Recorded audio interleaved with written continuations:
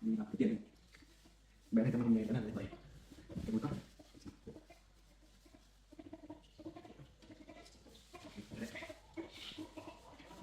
hôm nay anh làm chị đấy vợ gọi cả anh để đụng này.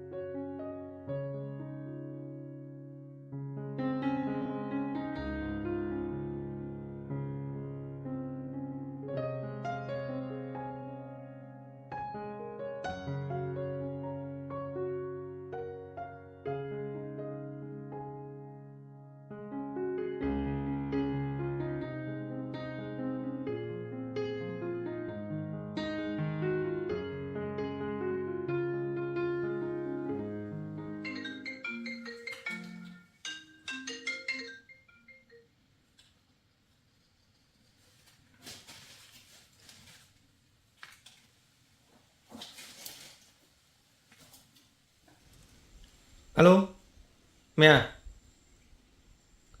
Dạ, con có chút việc riêng. Tí con về con nói chuyện với mẹ nhé. Dạ vâng, con xin lỗi mẹ. Con có việc riêng một chút. Chắc về con kể cho. Dạ vâng, con không sao đâu ạ.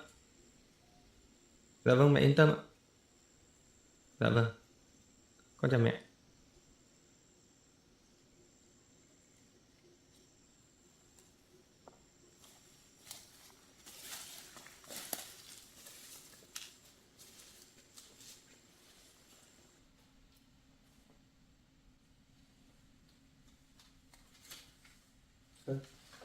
Cô đi xa tỉnh rồi. Anh lại là Thế tối hôm qua cô Lisa có ngủ được không? tôi ngủ được anh ạ. Thế anh có ngủ được không? Tôi cũng mệt rồi, cũng chợp mắt đi được một lát. Chắc là cuộc sống như thế này chắc anh không quen đâu nhỉ. Thật ra trước đây hoàn cảnh của tôi cũng từ khó khăn mà lên, nên là tôi cũng có thể những cái cuộc sống như này thì cũng đã trải qua rồi, nên là cũng cảm thấy nó bình thường, không sao. Mà tôi trả áo cho anh này. Thôi là cô cứ khoác đi, cô cứ khoác đấy cho nó ấm. Tôi cảm thấy nó bình thường. Thời tiết hôm nay cũng cũng rất là dễ chịu. Tôi thì quen với cuộc sống như thế này rồi, nên là tôi cũng thấy bình thường. Mà thôi bây giờ anh cứ về đi, là kệ tôi, không phải lo cho tôi đâu.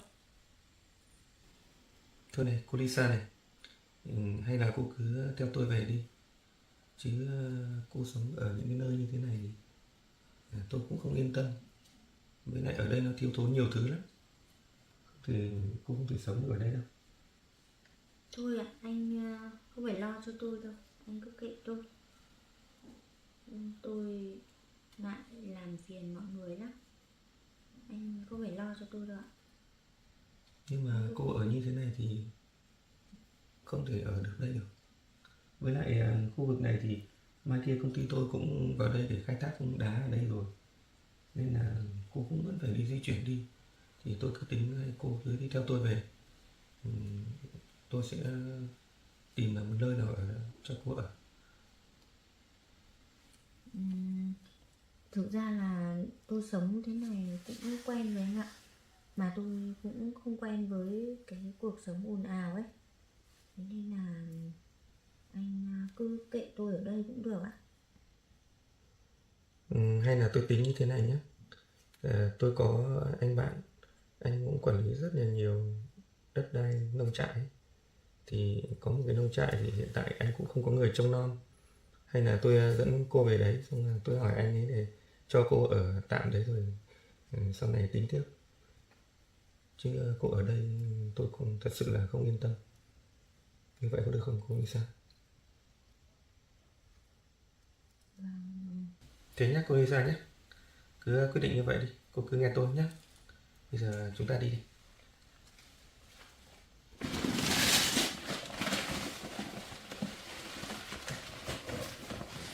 Đi, đi.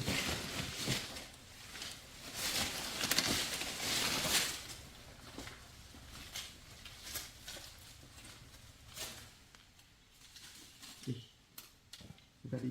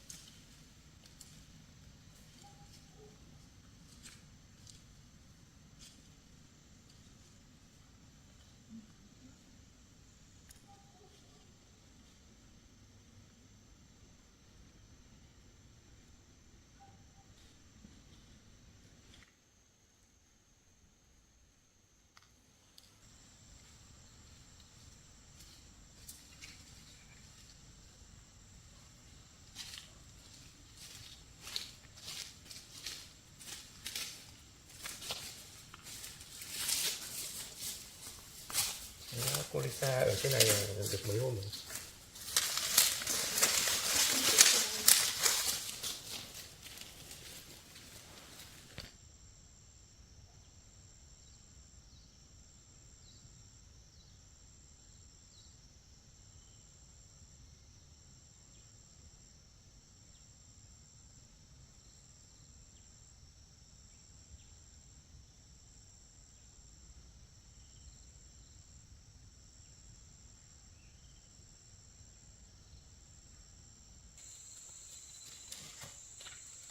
Cô Lisa đổ để đồ lên đây nhé.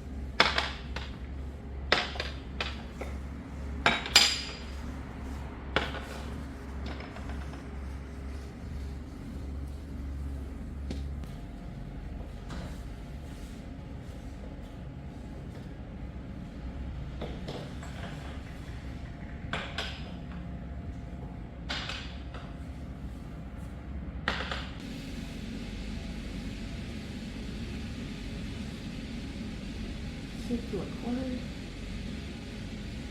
cả đêm chả thấy về, cũng điện cho mình rồi nhưng mà không phải lo lắm. Cái chuyện gì xảy ra không? Quá.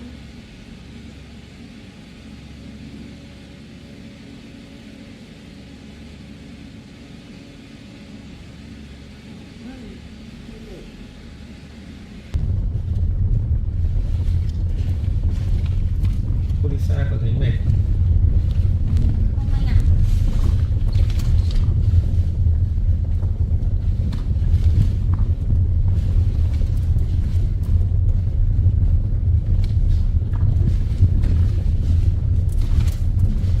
đoạn đường thì mấy công ty tôi cũng ra để vào khai thác đá ở chỗ cô Lisa. Đấy. Thế là anh.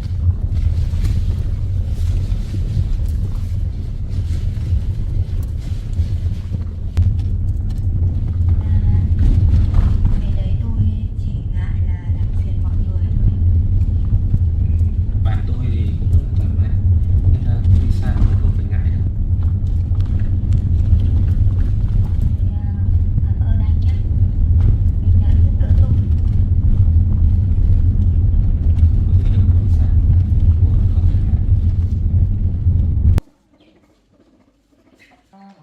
phải ngại. Ba ơi, mấy em phải đi hái quả bánh này.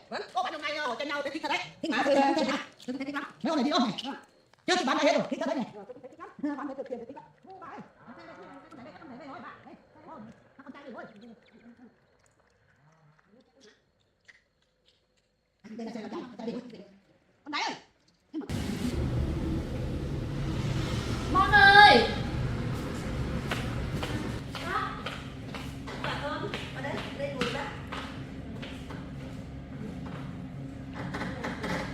Hôm nay bác thấy trong người thế nào rồi ạ?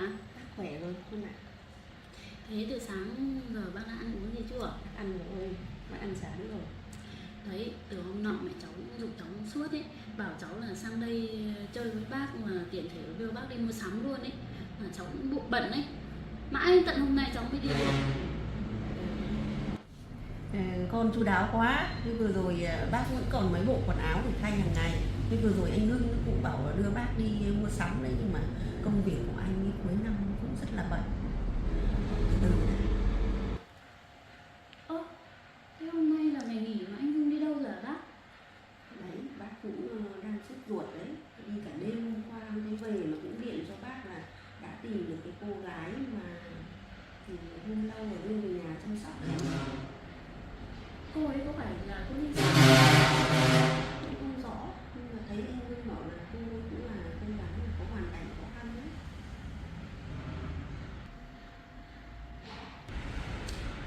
Thôi, kệ anh ấy đi, anh bận công việc. Hay là hôm nay con đưa bác đi mua sắm nhé. Thì cũng được. Giờ bác thì vào trong bác sửa soạn thì bác đi con đi.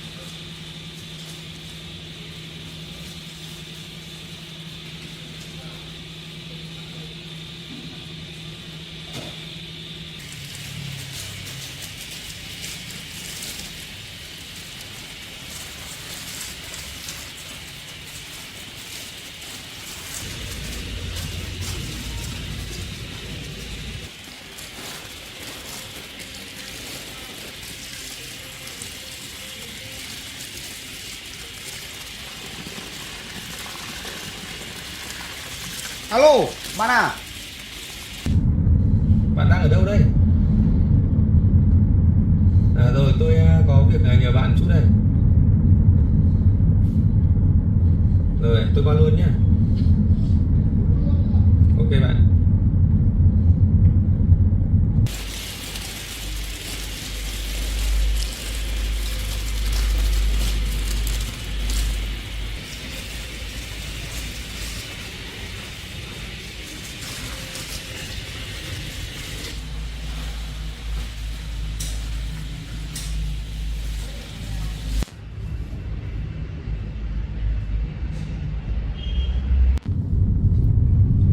Tôi vừa điện cho bạn tôi rồi. Một lát nữa tôi với cô Lisa đi qua chỗ nhà của cậu ấy nhé. Vâng ạ. Sắp đến nhà anh ấy chưa anh? Cũng gần thôi, sắp tới rồi. Là bạn thân chơi với anh từ nhỏ. Trước đây thì anh cũng làm nghề kinh doanh, sau đó về làm người. Anh qua đây giúp đỡ anh nhiều thứ. Anh ấy cũng là học đại học kiến trúc ra như anh. Anh học kiến trúc ra thì anh làm kỹ sư rồi. Sau đó anh cũng kinh doanh thêm ngành điện tử nữa. Nên là cũng rất là nhiều việc, rất là bận rộn. Thế bây giờ anh không kinh doanh nữa này? Anh ấy bây giờ anh về anh làm vườn, thiết kế cây hoa chậu cảnh rất là đẹp. Lát nữa em qua đấy thì anh sẽ thấy những cái không gian vườn của anh như đẹp lắm. Đường bên Việt Nam bây giờ cũng phát triển nhỉ, đi cũng thoáng. Bây giờ nói chung là phát triển hơn ngày xưa rồi bác ạ. Như con dẫn bác đi cái shop này á, con thấy đồ đẹp lắm bác ạ, con thấy chắc là đấy. Xong rồi bác cháu đi mua sắm thêm mấy đồ linh tinh nữa nhé. Để đưa bác đi nhé. Lâu không về Việt Nam, hôm nay lại được đi shopping về Việt Nam, bác vui lắm đấy. Xong là đi nữa bác cháu mình đi mua thêm vài đồ trang sức nhỏ bác nhỏ. Sắp đến rồi đấy bác ạ. Mình đi một đoạn nữa là đến shop đấy rồi đấy. Con đưa bác đi nhá. Vâng. Xong là bác cháu mình thì nữa đi ăn nữa bác nhỏ. Vâng, được.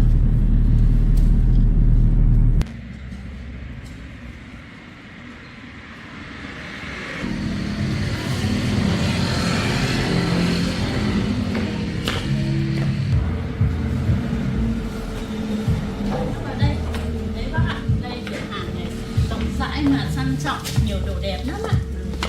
Nhiệt, đồ đẹp. Đây bác vào đây. Đây bác ạ. Chính là không khí sắp Tết cũng khác bác nhỉ. Hoa đẹp quá nhỉ. Bác ơi, bác đi lối này có quần áo đẹp lắm bác ạ. Đẹp lắm nhỉ.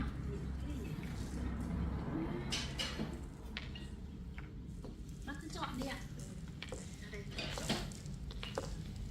Toàn là quần áo đẹp.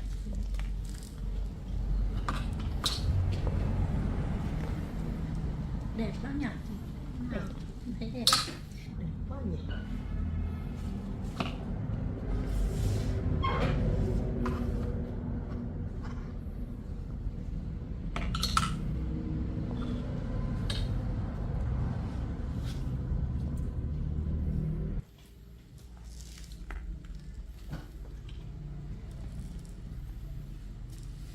À bác ơi, bác thấy cái này thế nào ạ?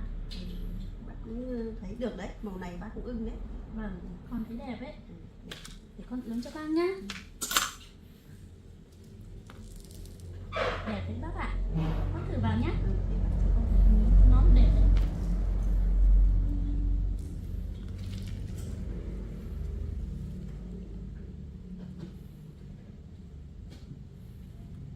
Ui đẹp lắm bác ạ. Đẹp mà nhìn sang trọng ạ.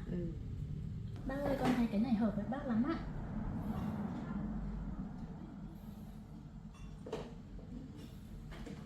Bác cũng thấy hợp với bác đấy. Bác mặc vừa đấy, màu này là hợp với bác. Vâng, thế con chọn cái này cho bác nhé. Thế cũng được. Vâng, thế mình sang bên kia mình chọn thêm mấy cái nữa nhé. Đi. Bác con đi chọn thêm vài cái nữa. Vâng ạ. Mà cháu con cũng phải chọn của con nữa nhé. Con để tí nữa con chọn ạ. Như thế này.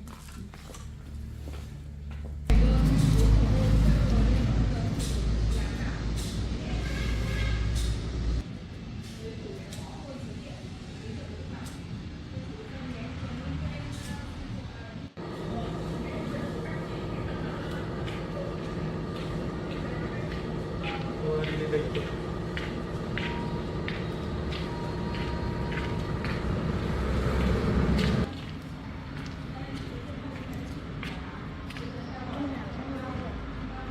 Đây là bạn tôi.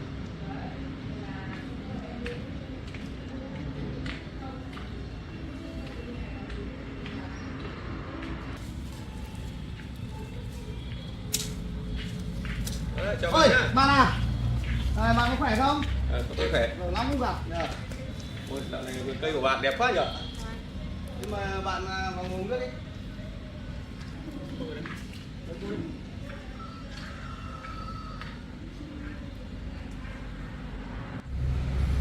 Thế công việc của bạn giờ này nào? Công việc của tôi kinh doanh vẫn bình thường bạn ạ. Lâu lắm tôi mới lên đây. Cái chỗ này của bạn khang trang và đẹp quá nhỉ? Mời bạn uống nước đi. Uống nước đi. Em đây em ơi. Mời bạn nước. Uống nước đi em. Tôi đi sao? Em tự nhiên đi.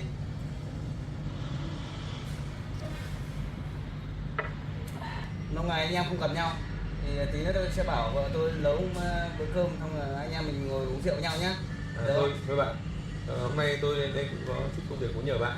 Còn cái việc kia thì hôm nào anh em mình rỗi rãi thì ngồi lại. Công việc gì bạn cũng trình bày đi. Thật ra là tôi có một chuyện là muốn trình bày với bạn. Thì giới thiệu bạn đây là cô Lisa. Cô ấy có hoàn cảnh khó khăn. Hôm nay nghe tin bạn là có một cái lâm trạng. Bạn cũng đang không sử dụng gì đến, chứ lẽ cũng có người trông nom ấy. Thì tôi muốn đến mượn bạn cô Lisa của Cái công việc của bạn nhờ thì nó ok không? Có nghe ngày xưa thì bạn cũng giúp tôi nhiều rồi. Thôi bạn bây giờ bạn có cái việc gì thì bạn cứ bảo tôi ok ấy. Tôi thì có mấy cái lồng trại cơ. Từ khi là tôi học với bạn về làm vườn thì bây giờ tôi mua được mấy cái trang trại cũng để chống thôi, để không thôi. Thì có thì bạn cứ qua đấy xong mà bạn lấy cái nào đấy nhá. Ok mà. Thế thì cảm ơn bạn quá. Cũng không biết nói gì nữa. Cảm ơn bạn trước đã nhé. Okay. Bạn bè với nhau thì ngại gì? Tí nữa thì cũng nhờ bạn đưa chúng tôi vào đấy. Được, ok. Thế gia đình bạn dạo này thế nào? Vợ con khỏe chứ?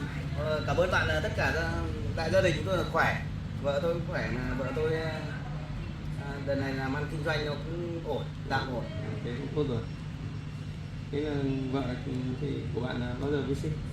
Vợ tớ là đến qua Tết là vợ tớ sinh em bé. Được cái đợt này bầu bí khỏe. Xin chúc mừng bạn đi. Cảm ơn bạn.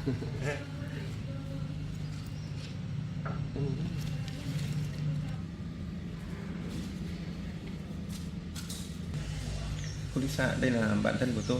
Như vừa nãy tôi nói với cô, hai tôi chơi thân từ nhỏ với nhau, mà cũng học cùng nhau từ trường đại học đấy. Nên là bạn này là tôi rất là tốt, nên là cô cứ yên tâm ở đây với tôi, rồi là vào trong đấy xây dựng một cuộc sống mới.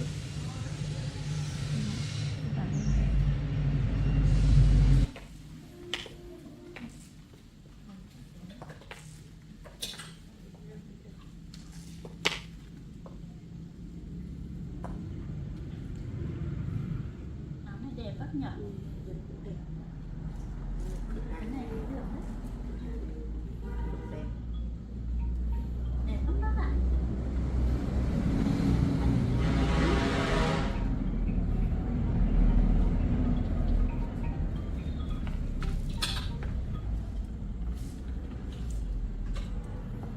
Đẹp lắm bác ạ. Màu này cũng được nhỉ, màu này đẹp, hợp với bạn đấy.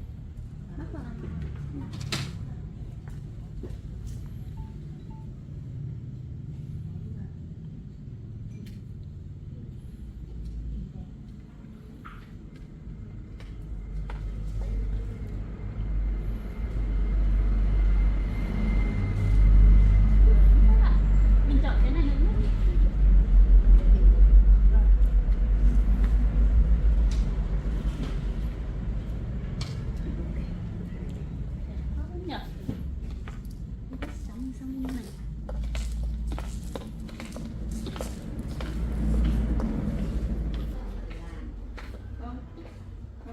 quần áo thì thôi con ạ, mình đi mua một ít sắm đồ Tết ấy, năm nào cũng chuẩn bị đến Tết rồi. Vâng. Tiện thì sắm luôn nhé. Thế nhá, hai bạn cứ ngồi uống nước nhá. Tôi vào tôi chuẩn bị công việc gia đình tí nữa mà tôi sẽ dẫn hai bạn vào trong trang trại. Vâng, cảm ơn bạn nhé. Thế nhá. Tôi đi xa không muốn đi.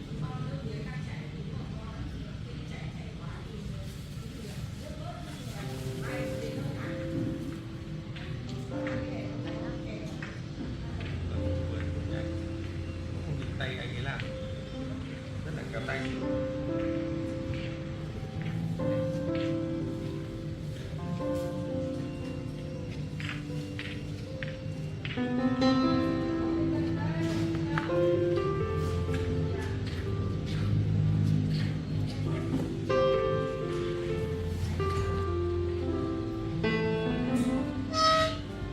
Thế mở cửa cho bà. Lúc 2-3 mình đi đóng cửa hết hả? Bỏ ra đây. Con này. Hai mẹ đều. Con này là con này đó. Con tiền. Mẹ mẹ con này đó. Mẹ con này. Con sao? Mẹ con này sẽ đặc biệt gì đấy? Anh này đi ăn quả đây, cái con này vui thật đấy nhỉ? Hai mẹ đi đặt quả. Mẹ đi bán quả cậu ấy. Trước khi bán hàng bỏ chứ ăn không hết con ạ. Hai mẹ có đi mua. Lại. Mày ăn này. Cái đùi nó bán. Cái đùi đó. Con được rồi. Để mình thấy đấy. Tốt chưa?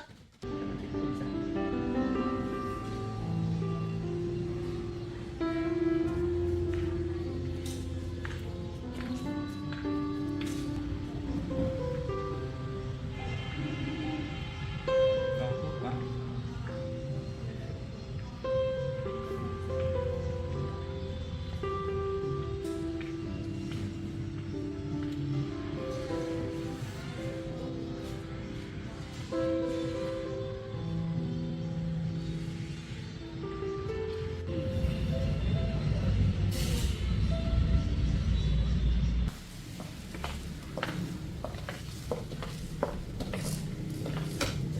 Toàn đồ đẹp nhỉ, toàn đồ thủ công mỹ nghệ của Việt Nam mình nhỉ. Đẹp thế. Đẹp tuyệt vời. Cũng hợp với nhà mình đấy. Để cô mua thêm cái lọ để Tết để cô cắm hoa.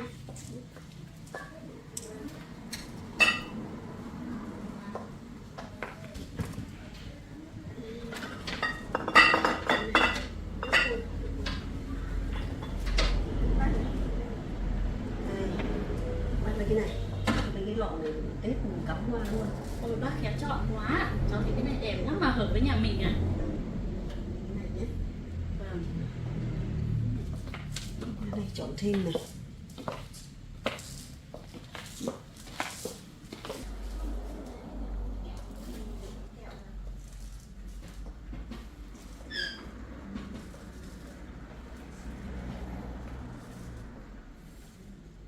Lấy thêm bộ cốc. Chị bên bộ cốc em mở sẵn đấy.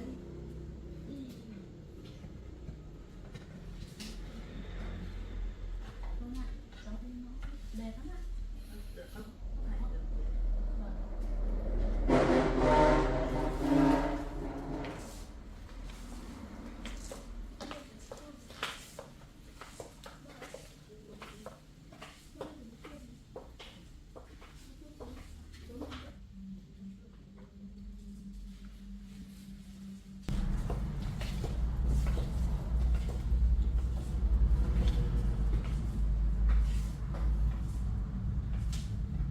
Lấy thêm cái này.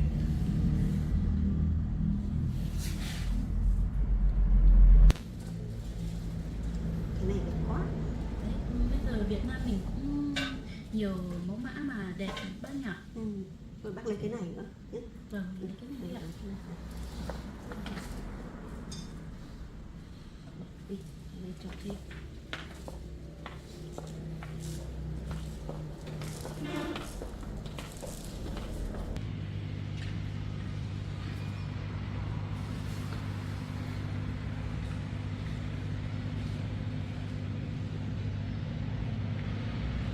Cá cái này.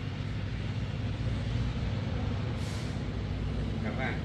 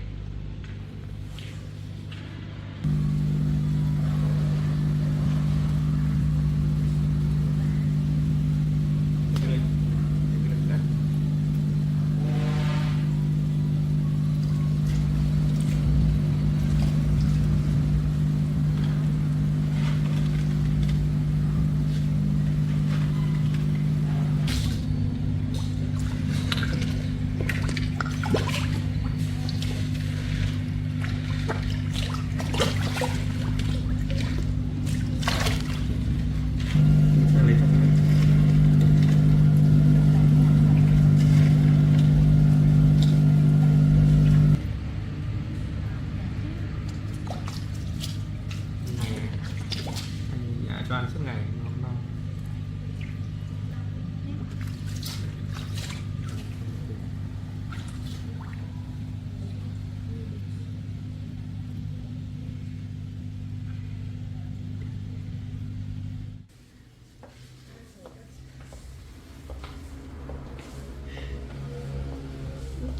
đây cái nhiều đất đấy, đẹp quá. Đây là cái đồ gốm sứ Bát Tràng, làng nghề Bát Tràng thì mọi người biết rồi, nổi tiếng từ bao nhiêu đời nay rồi.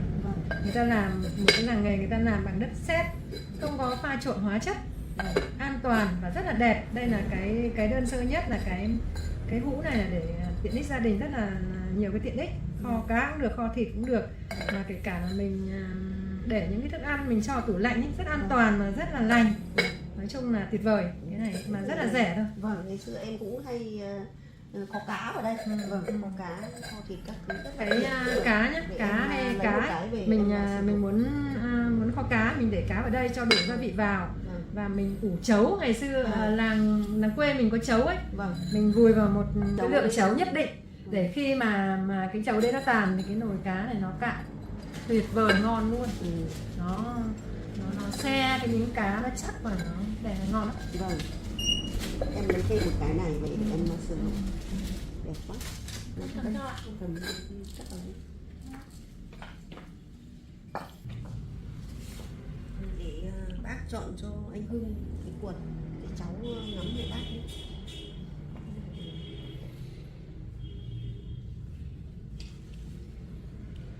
Bác ơi, bác thấy cái này thế nào ạ? Con thấy cái này hợp với anh Hưng đấy. Cũng được, chắc là anh Hưng vừa thôi nhỉ. Vâng ạ, cái này vừa lắm ạ. Con chọn cái này nhé.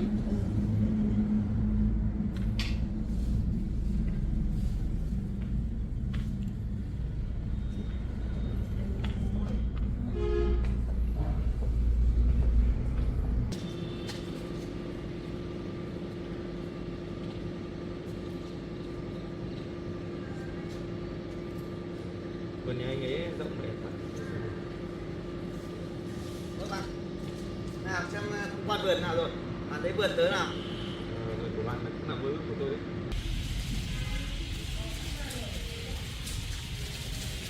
Rồi thế bạn bố trí công việc xong chưa? Tớ bố trí công việc nhà xong rồi.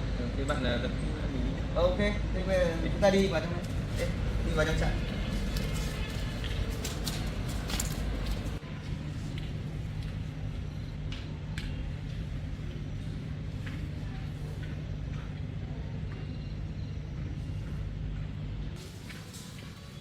có ở gần đây bạn nhỉ? Ngay trong này đâu?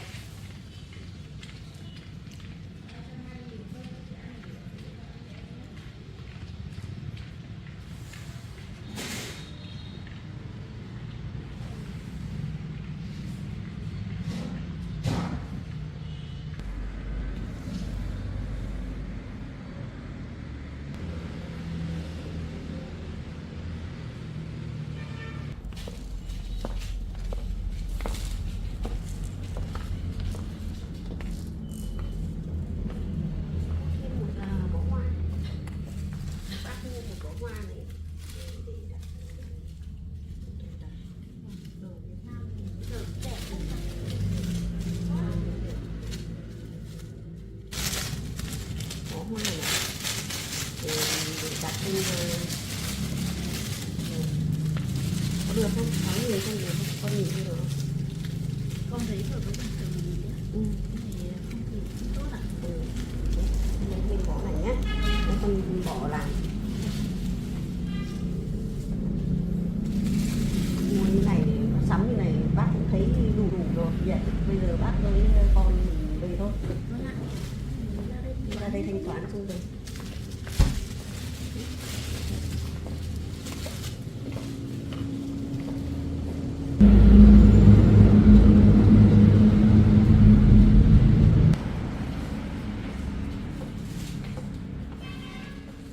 Chị ơi, cho em thanh toán ạ.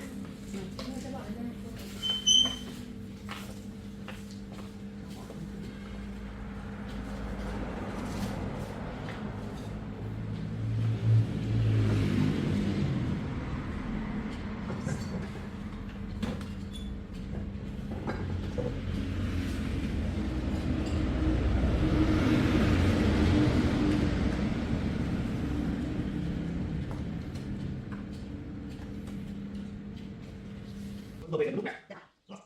Con về là để lớn. Thế năm nay là hai mẹ có cái ăn gì không đấy? Không, em rủ nhau đi đây quả tiền bán. Con gì con à? Con có chân yêu rồi. Không phải đâu con ạ. Nó đập một tí xong bảo sáng mẹ hỏi bảo khỏi rồi. Mẹ cái con mẹ nói thế gì? Bà ghét con gái. Mẹ nói thật là con có tin này một lần nào? Đấy rồi thì sáng mẹ có tờ giấy cho mà. Đó bà tin thế nào? Tôi thấy đâu? Bà tin đi. Đấy, các bạn xấu rồi. Các bạn sao bà ơi, thời gian này xấu bà. Thật nào con, không tờ giấy để đơn bán không thấy.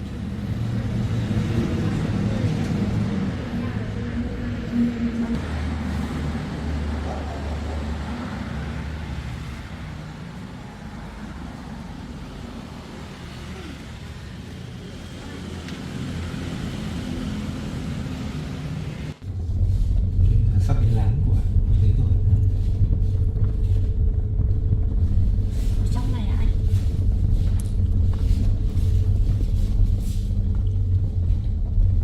Trong này lán người ao tôm có sẵn hết rồi. Thế tới rồi.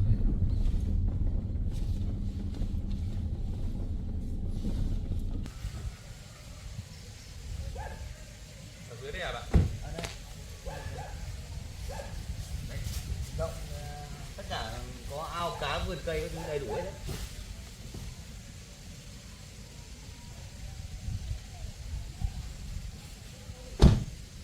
Đây tờ dẫn xuống đây.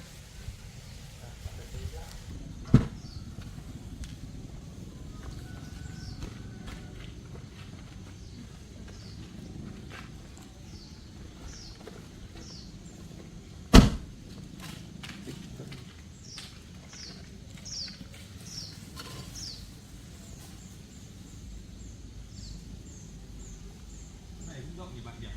Ao cá nhá, vườn cây.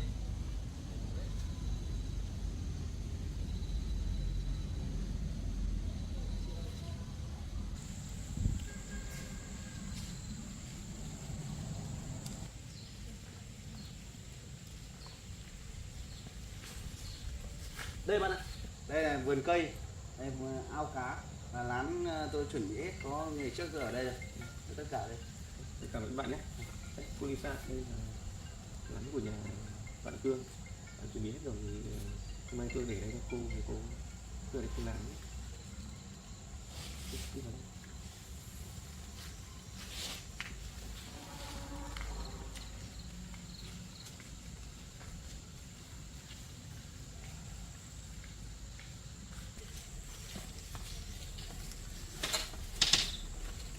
Đây bạn rồi. Cô Lisa đi vào đây. Đây bạn ạ, đây là cái nhà tôi đây, có giường chiếu bằng ghế đầy đủ. Thế nhưng mà lâu ngày không có người ở thì bạn phải dọn dẹp cho cô ấy. Có thể cảm ơn bạn nhé.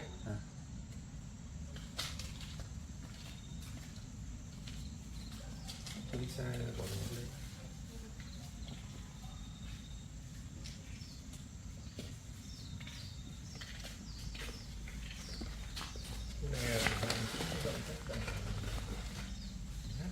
Chỗ này gần hát, trang trại tất cả nhà cả ao cả chung là gần hát. Đây chỉ thả cá và chiến đấu thôi, ăn thôi.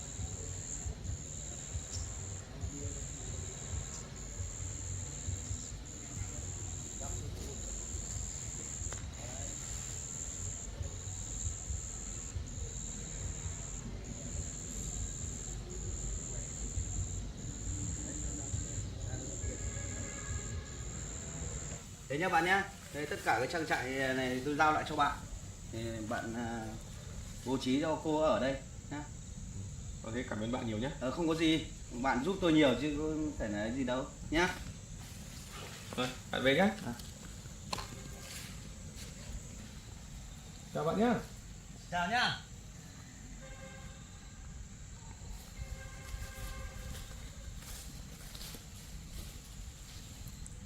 Này hai bác còn mình mua được nhiều đồ nhỉ. Bác cũng công nhận đấy, ở Việt Nam mình bây giờ cũng rất tiến bộ, làm đồ đẹp đấy. Bác đi bao nhiêu năm thế rồi, Việt Nam bây giờ phải phát triển các bác. Công nhận phát triển nhanh này, làm đồ đẹp, làm cái shopping này cũng toàn đồ xịn.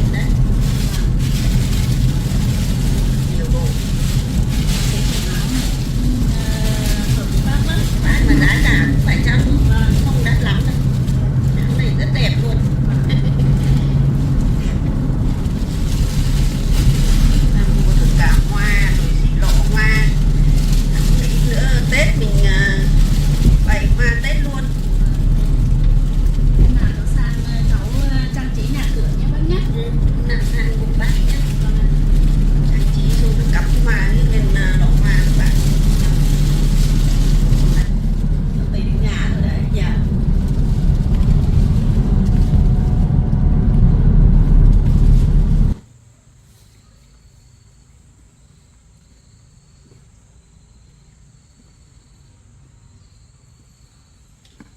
Là anh nghĩ cái này mà không có người ở nhỉ anh nhỉ? Nhà anh cũng nhiều cái trang trại như thế này ấy. Thì trước đây thì anh cũng có thuê người ở đây, nhưng mà sau một thời gian thì họ ấy không làm nữa thì anh cũng để không ở đây.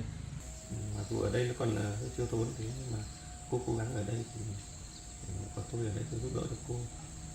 Bây giờ chúng ta phải dọn dẹp lại một chút. Đây chúng ta sẽ đi ra ngoài này xem dọn dẹp lại một chút.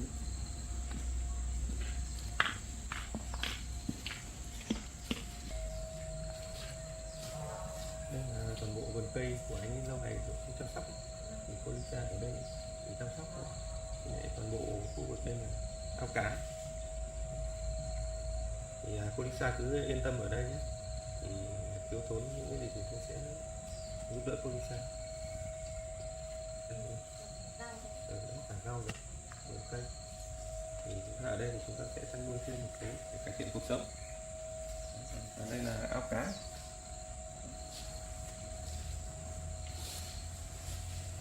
Ao cá rất là rộng. Đây còn thuận tiện cho nước, đây mình sẽ tưới rau luôn ở đây cô Lisa. Chúng ta phải dọn dẹp lại một chút. Đây là một khu bếp thì mình cũng phải sửa sang lại một chút.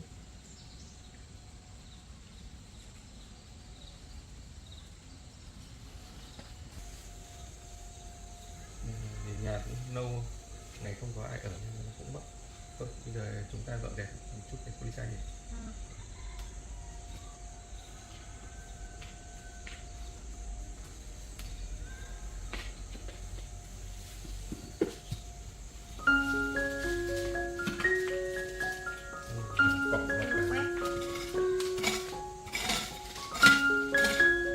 Ai ở trong nhà cọc đặt cửa nhà.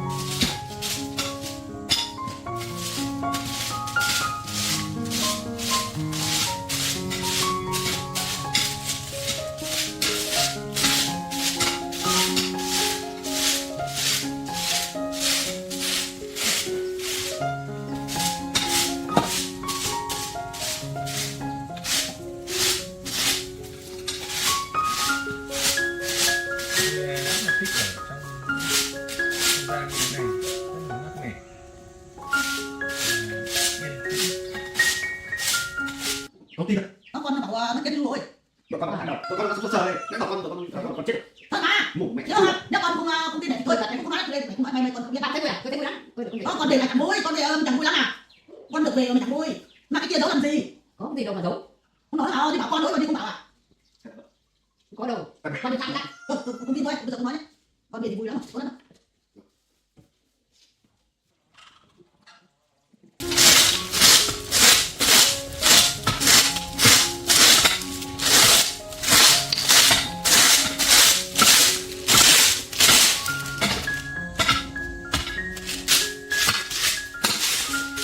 Sao thế này không?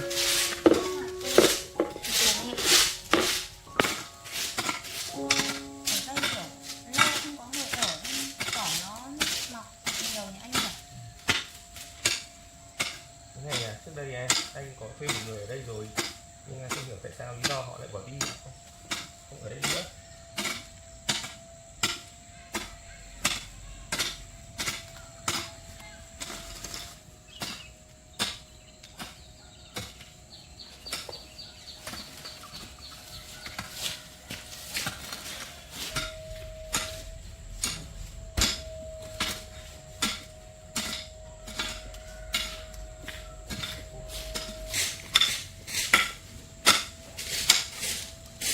Cô Lisa cứ để đấy tí tôi dạy chỗ đấy đi sao?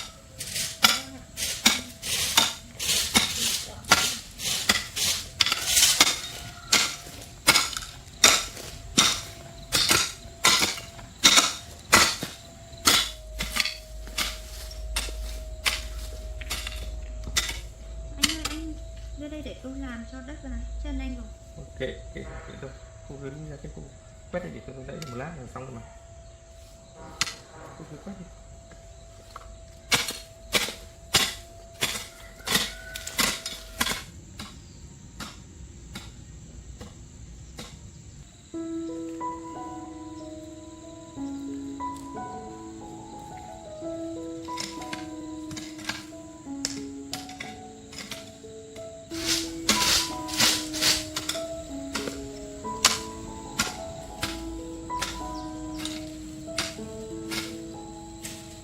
Đây là bếp, tại vì chưa có những đồ gì thì để tập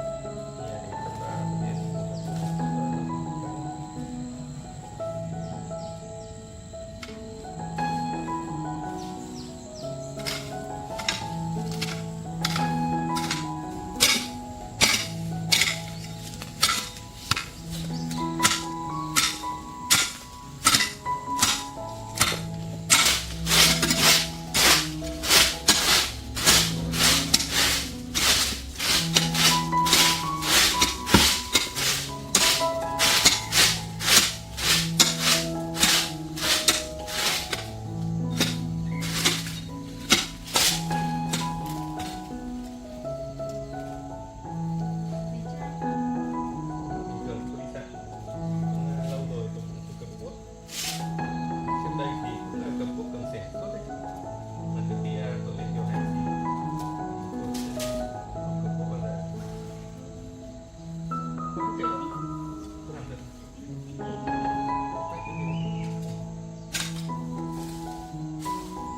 Làm cho nó quen.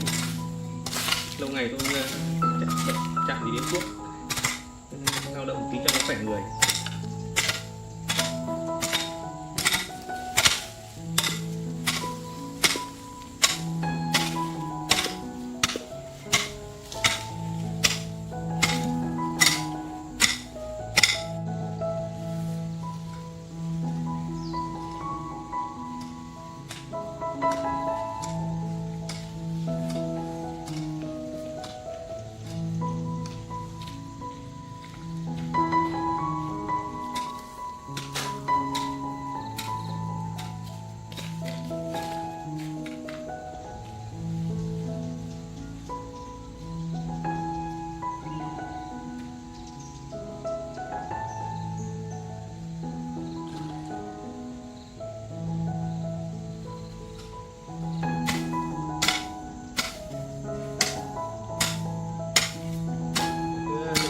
Chỗ cỏ này xong là bê cái bàn ra ngoài này ngồi cho thoáng. Cô đi ra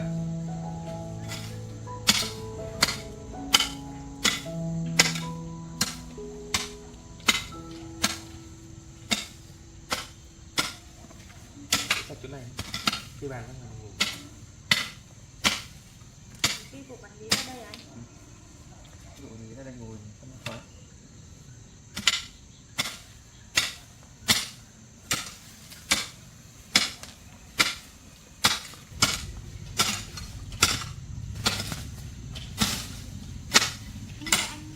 Thì anh cứ nghỉ đi ạ. Kệ tôi, để tôi dọn được ạ. Tôi làm được mà. Cái này cỏ nhiều quá. Lâu không có ai nhưng mà cỏ nó nhiều quá thì dãy nó sạch. Tôi nghĩ là cái bộ bàn ghế ra đây ngồi cho nó thoáng. Để tôi vào tôi đi bộ bàn ghế ra.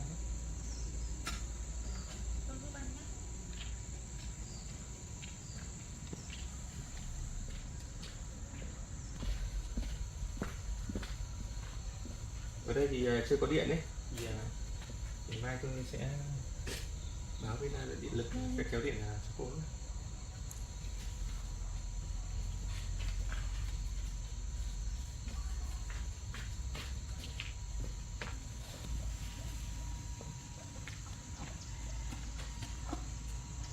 Ngồi ngoài này nó thoáng.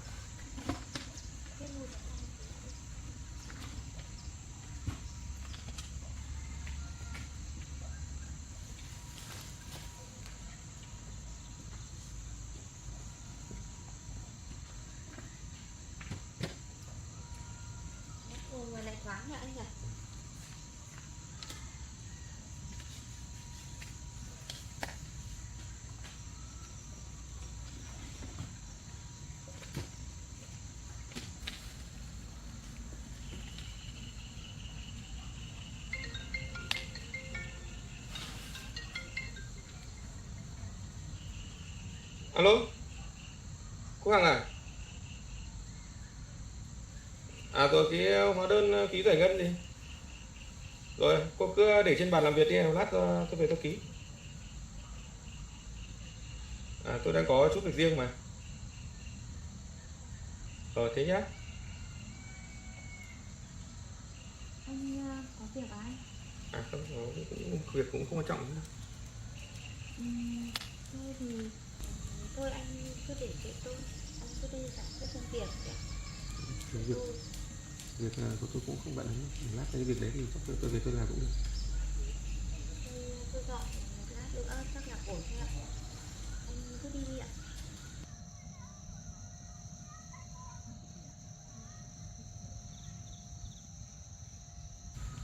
Cô Lisa thấy môi trường ở đây thế nào? Có hợp với cô không? Tôi thấy như thế này đã là tốt với tôi lắm rồi anh ạ. Tôi cảm ơn anh nhé. Anh giúp đỡ tôi nhiều quá nên là tôi cũng rất là ngại. Không biết bao giờ tôi mới có để trả cho anh được ạ. Cô Lisa không phải ngại đâu. Cô cứ yên tâm ở đây sinh hoạt, cải thiện cuộc sống mới.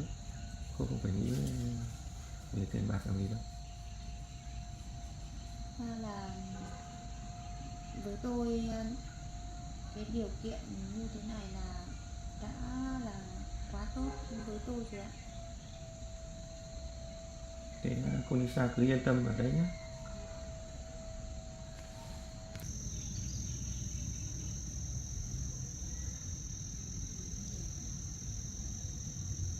Còn bây giờ tôi sẽ đi mua một số đồ dùng cho cô. Cô cứ yên tâm, không nghĩ ngợi gì đâu. Tôi đi đây.